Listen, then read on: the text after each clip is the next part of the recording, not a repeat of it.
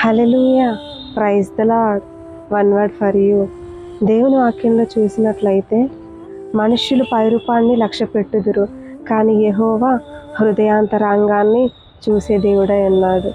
ఈరోజు మనుషులు అనేక మంది మనలో మనకున్న విలువను బట్టి, మనకున్న ప్రాపర్టీస్ని బట్టి, మనకున్న పాస్తులను బట్టి, లేదంటే మనకున్న ఉద్యోగాన్ని బట్టి కావచ్చు, మనకున్న భౌతికమైన సంబంధమైన మెటీరియల్స్ని బట్టి మనుషులు మనల్ని ప్రేమిస్తూ ఉంటారు, మనకు విలువనిస్తూ ఉంటారు, మనతో స్నేహం చేస్తూ ఉంటారు, సన్నిహితంగా ఉంటూ ఉంటారు.